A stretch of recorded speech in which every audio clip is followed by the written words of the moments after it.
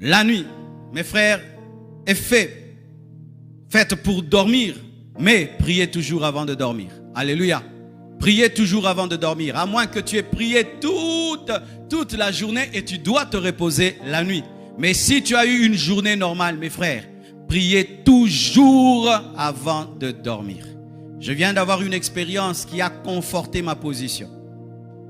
Dernièrement, j'avais prêché et j'étais rentré à la maison très tard. Parce que des fois, je quitte ici à 22h, mes frères. Alors, j'étais arrivé à la maison, je crois, à 22h30. Alors, j'étais fatigué, je me suis dit, je vais me reposer et je prierai vers 2h, 3h, mais je me repose un peu. Je n'avais pas respecté mon programme de prier avant de dormir. J'ai dit non, je suis vraiment fatigué, je vais dormir et 2h, 3h, je vais me réveiller pour prier. Et qu'est-ce qui se passe? Notre fille, la cadette, se réveille et vient frapper à notre porte. Qu'est-ce qu'il y a? Oh, j'ai entendu une voix. Où? Une voix dans ma chambre. Oh, qu'est-ce que la voix? Non, la voix chuchotée. Et j'ai cru que c'était ma grande sœur. Mais je l'ai réveillée, ce n'était pas elle. Mais j'ai entendu. Et moi, je ne néglige jamais ce que mes enfants me disent. Beaucoup de parents sont tout le temps philosophes, même dans les choses spirituelles. Ton enfant est en train de vivre une vraie expérience. Toi, tu expliques tout scientifiquement. C'est les dessins animés que tu avais vus. C'est le dessin animé. Papa, prie Dieu. Peut-être ce n'est pas le dessin animé. Et puis quand elle me parle, je me rends compte par le Saint-Esprit qu'elle a vécu une expérience, une attaque de l'ennemi. Et puis je prie pour elle, je la rassure, je lui prêche la foi, et puis elle s'endort. Et puis quand je rentre dans ma chambre, je commence maintenant à prier pour la nuit. Et je prie, et puis je m'endors. Vous savez ce que j'ai vu? J'ai vu dans cette nuit-là que je dormais, mais je dormais dehors. J'étais comme dans un jardin, et je dormais. Et j'étais étonné, oh, mais comment je dors, les gens passent? Les gens passaient, c'est comme si je dormais dehors. Et puis j'ai dit non. Et puis j'ai vu, j'ai refusé ça. Et puis je suis allé maintenant dans la maison. Et puis j'ai vu une clôture, grande clôture en fer, en métal, une porte métallique, une grande grue électrique qui traversait tout le jardin. Boum! Et ça bloquait. Et puis Dieu m'a dit, c'est ce qui arrive. Quand tu pries, tu scelles ta maison. Vous fermez les portes physiques de vos maisons. Est-ce que vous fermez les portes spirituelles?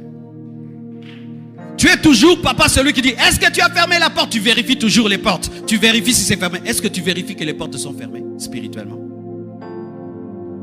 S'il y a des voleurs physiques, il y a des voleurs spirituels. Ah oui, mes frères, le monde spirituel existe. Le monde spirituel existe. Vous fermez les portes de vos maisons. Vous fermez les portes de vos chambres. Est-ce que vous fermez les portes spirituelles de vos maisons, de vos enfants, de vos chambres? Chaque fois que je dois dormir, je scelle ma maison. Je scelle l'église de l'Imité. Je scelle toute la communauté compassion. Je scelle tous les noyaux compassion dans le monde. Je scelle le quartier. C'est ça que je fais toujours. Pourquoi? Je suis le surveillant. Je suis la sentinelle. Et ce jour-là, je me suis dit non, je me repose un peu. Et Dieu m'a montré en soi ce qui se passe quand je prie. Je ferme réellement la porte. Mais une porte tellement grande, mes frères, qui entourait toute la parcelle.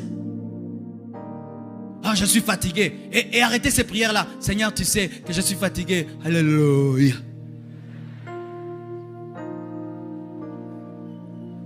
Alléluia. Arrêtez ces choses-là de prier endormi. Non. Parce que quand tu es endormi, tu peux croire que la porte de la cuisine est fermée alors que c'est seulement la porte du salon. Et quand tu pries endormi, tu ne vas pas bien fermer les portes. Soyez sérieux, tu te tiens debout et tu dis je te consacre ma maison, je te consacre mes enfants, je te consacre cette nuit, je te consacre mon quartier, je te consacre mon église, je te consacre mes fils spirituels, je te consacre mon ministère. Scelle. Boum. Boum. Et quand Dieu ferme, personne ne peut ouvrir. Quand Dieu ferme, personne ne peut ouvrir. Regardez Jésus. Jésus priait souvent toute la nuit. Toute la nuit.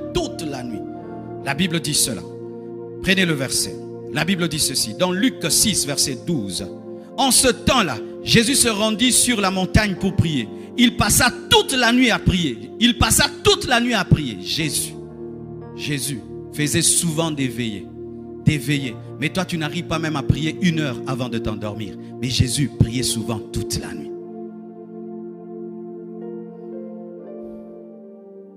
Alléluia.